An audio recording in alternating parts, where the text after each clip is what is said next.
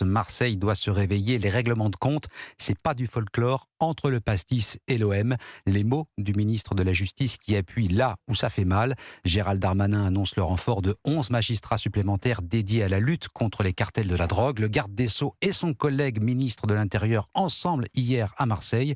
Nouveau déplacement pour marquer le territoire et les esprits. Alexandre Chauveau. C'est la 14e visite de ministre à Marseille sur le narcotrafic depuis 2022. Face à une menace tentaculaire, Laurent Nunez et Gérald Darmanin défendent leur action. Mise en place de prisons ultra sécurisées pour les narcotrafiquants, tentative de lutte contre le blanchiment d'argent et coopération avec les pays qui hébergent des trafiquants.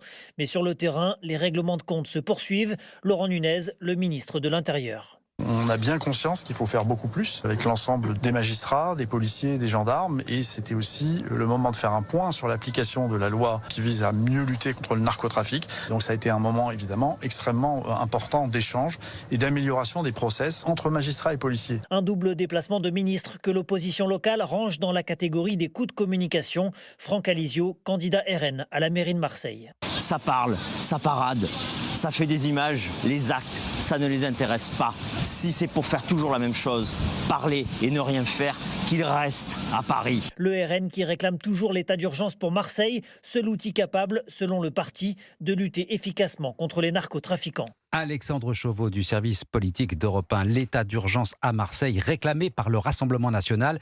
Idée approuvée par 72% des Français. Sondage CSA pour Europe 1, CNews et le JDD. On ne sait pas si les Marseillais faisaient partie du panel, mais on sait en revanche une chose.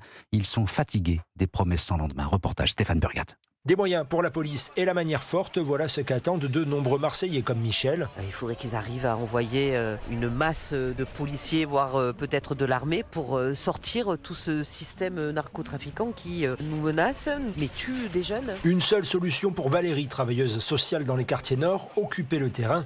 Mais l'occuper vraiment. On entend aujourd'hui qu'ils remettent de l'ordre partout. Comment? En réinvestissant le cadre, on arrête de mettre des caméras partout. Mettez des gens sur le terrain, bon sang. Mais comme beaucoup, elle n'attend plus rien de ces visites ministérielles. Déjà 35 déplacements ici pour Gérald Darmanin.